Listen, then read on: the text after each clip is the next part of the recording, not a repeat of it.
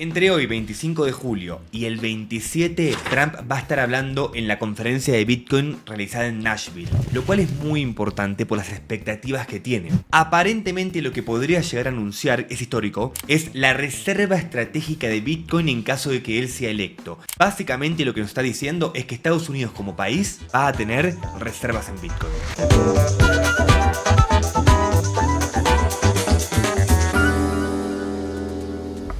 ¿Qué tal, chicos? Soy Kamanus y ayer lo que hablé son de las proyecciones de Bitcoin a partir de 2025 de acuerdo a diferentes modelos. No solamente modelos, sino que mostré también algunas predicciones de algunos analistas, pero me basé el video en 3 modelos. Los 3 indican un movimiento alcista y expliqué por un lado cómo leerlos y por otro lado también el hecho de usarlos como referencia, pero no tanto como algo que sí o sí vaya a pasar. Sabemos que un modelo intenta explicar la realidad, pero no es la realidad en sí misma. Entonces puede no estar acertado. Lo que hacemos cuando encontramos una sucesión de modelos que coinciden en su pronóstico, a pesar de estar hechos de forma diferente, podemos empezar a ver que la probabilidad de que algo suceda aumenta. Pero es solamente eso, después podría pasar otra cosa. Lo que en este video voy a explicar también habla de las proyecciones de Bitcoin, pero desde otro punto de vista que a mi criterio es más relevante. Porque Bitcoin está empezando a jugar un papel político importante. Esto lo digo hace tiempo. Entonces, empecemos el video hablando sobre el catalizador alcista que viene sucediendo hace poco, desde junio, que en realidad mírenlo de la siguiente manera. Son noticias negativas que terminan convirtiéndose en muy positivas. ¿Por qué es esto? Bueno, denme un segundo que ahora vamos a hablar lo que pasó con MTGOX, lo que pasó con el gobierno alemán, pero puntualmente lo que dije en la intro, las reservas estratégicas de Bitcoin. Entonces, fíjense lo que tenemos acá, el gráfico, ¿no? Vemos que llevamos desde febrero que no se mueve. En febrero subió muchísimo, fue ese gran boom que subió incluso las altcoins, todo. Y a partir de ahí medio que lateralizamos, levemente hacia la baja, pero lateralizamos. No hubo grandes cambios. De 60.000 con algunos picos a 53, miren acá nos fuimos a 50 y cuánto. 6, luego nos fuimos a 53 hace unos días, pero luego recuperando a los 70. Entonces nos mantenemos ya desde febrero. Todo el año estuvimos ahí metidos. ¿Qué pasa últimamente y por qué creo yo que deberíamos estar muy cerca de continuar subiendo? Bueno, número 1. Fíjense esta caída de acá. ¿A qué se debió? Resulta que durante los primeros días de junio se autorizó por parte del gobierno alemán la venta de los bitcoins que habían obtenido en diferentes retenciones policiales. Básicamente, delitos cuando hacen y decomisan a los delincuentes su dinero, sus fondos, obtuvieron bitcoins. Se anunció a principios de junio la venta y empezó a realizarse la última semana de junio. Estamos viendo que, por ejemplo, en la última semana de junio se vendieron 900 bitcoins y luego a partir de ahí, sistemáticamente todos los días se fue vendiendo. Entonces lo que tenemos es que desde el principio de junio hasta el final no paró de bajar. Claro que eran 50.000 bitcoins, entonces dijeron vienen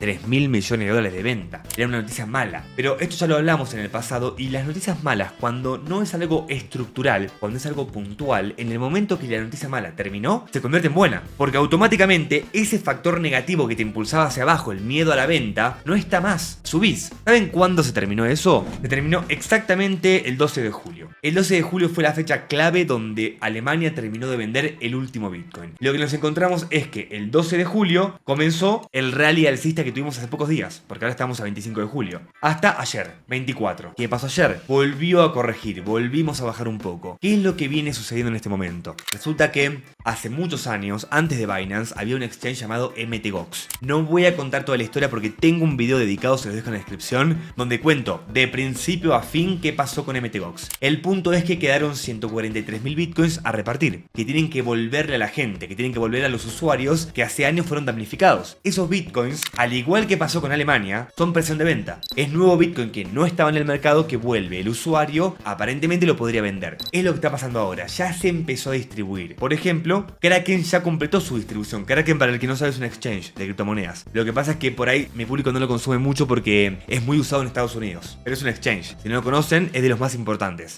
Ya distribuyeron a sus usuarios. Lo primero que pasó es que sí, vendieron, pero no tanto. Se esperaba que la venta iba a ser mucho más agresiva. El caso puntual de Bitstamp, acá estamos hablando de un exchange utilizado en Asia. Son algunos que por ahí no conocen este tipo de exchange, pero Bitstamp ya recibió 5.000 y estarían a punto de empezar a repartirlos en las próximas 24 horas. Entonces, estos 143.000 bitcoins ya están siendo distribuidos. El último bitcoin de estos 140 se va a repartir aparentemente para el mes de octubre. Sin embargo, a medida que se siguen distribuyendo disminuyendo y el tiempo va pasando, la presión de venta va mermando, el miedo va mermando. Entonces es normal que tengamos algunos momentos negativos porque se está distribuyendo este Bitcoin, pero fíjense lo que pasó cuando se terminó el de Alemania. Subimos, ¿no? Imagínense lo que va a pasar cuando se termine de distribuir el de MTGOX. Como les digo, faltan algunos meses de distribución, se hace gradualmente, por eso no vimos una gran vela roja de la muerte, pero fíjense qué sucederá en el momento que el último ya haya sido repartido. Los 50.000 Bitcoins a Alemania le tomó 3 semanas venderlos todos. Acá es aproximadamente 140.000, a más tardar terminan en octubre, podrían terminar antes, pero esto sería otro catalizador. En el corto plazo negativo, pero en el largo plazo positivo. Insisto, hay un freno de miedo porque saben que viene presión de venta y la gente que dice, ¿para qué compro hoy? Y toda esta gente nueva que va a recibir su Bitcoin va a vender. No compro mañana. Puede ser, pero una vez que terminó esa presión, ese tope, ya no hay un freno. Estos son catalizadores, aunque son negativos a corto plazo y positivos a largo, no es lo más importante que viene pasando. ¿Saben lo que es la reserva estratégica de petróleo? Tengo un video entero donde explico lo que pasó en 1971 con el petrodólar y todo, y hablo de esta reserva. De hecho, durante el COVID, que para que no se dispare el precio del petróleo, empezó a llenar el mercado de petróleo Biden usando la reserva. Fíjense lo que pasó. ¿Ven? Acá tenemos la reserva de petróleo, ¿ok? Se fue llenando y cuando llegó el COVID, acá automáticamente bajó. La reserva de petróleo de Estados Unidos, que es la reserva estratégica, se vino para abajo y ahora empezó a acumularse nuevamente. Esta reserva estratégica, que fue creada en la década del 70, lo que hace es justamente esto. Le permite a Estados Unidos durante un periodo de 60 días tener independencia de petróleo para poder, entre mitigar un poco los golpes de precio, como también en caso de que le corten el suministro, tener tiempo de acción. Eso es básicamente a lo que se debe la creación de esta reserva. Aunque no solo es de petróleo. Dado que esa energía es un commodity que provee energía, es muy importante, pero no es el único. Trump aparentemente crearía de otro commodity, de Bitcoin. Esto es lo que se espera. Se está hablando muchísimo de que Trump podría llegar a crear la reserva estratégica de Bitcoin. De hecho, como dije en la intro, se espera que el anuncio histórico que va a hacer sea entre hoy y el 27. Cuando hable Trump en Nashville, que mencione la creación de la reserva estratégica de Bitcoin.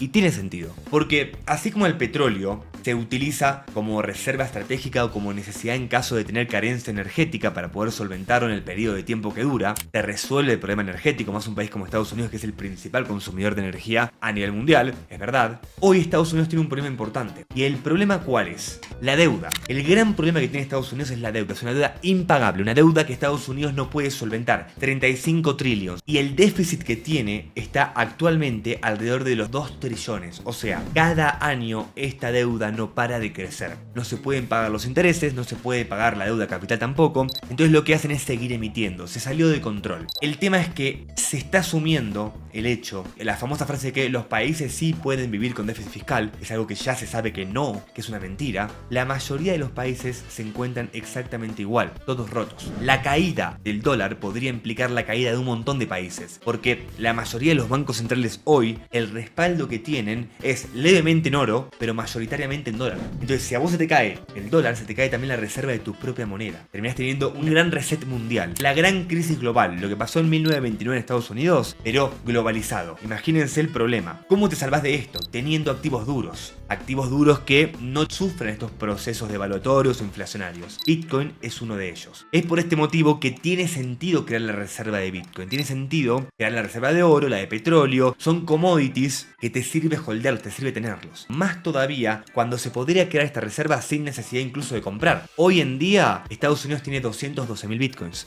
que no compró. Al igual que hizo Alemania, los decomisó de diferentes actividades ilegales. Agarra una actividad ilegal, cuando les quitan sus activos, que puede ser dólar, también hay Bitcoin. Les quitan los Bitcoins y los recuperan. Hoy por hoy, como digo, tiene 212.000. Que por un lado podrían venderlos, pero por otro lo que podrían hacer es mantenerlos como reservas del país. Entonces no quiere decir que no vayan a comprar, pero simplemente el no vender y el darle el visto bueno a Bitcoin sería positivo, porque si Estados Unidos le hace luz verde a Bitcoin, automáticamente un conjunto de países van a hacer lo mismo. Hoy los países no están adoptando Bitcoin no porque no crean que es algo bueno, es porque en el segundo donde vos le decís a todos los organismos internacionales que tu moneda va a ser Bitcoin, lo que vas a tener reservas en Bitcoin, te pueden incluso poner en la lista negra. Puede ser muy complicado, se te pueden caer toda la línea de crédito internacional, por eso ningún país lo hace. Pero si el país número uno, el país líder, automáticamente lo respalda al meterlo como reserva, ¿por qué no lo harían los demás? Entonces, el espaldarazo que podría llegar a tener en caso de que, número uno, Trump anuncie esto, y número dos, Trump gane, es brutal. Creo que el gran catalizador alcista del espacio cripto hoy sería una victoria de Donald Trump.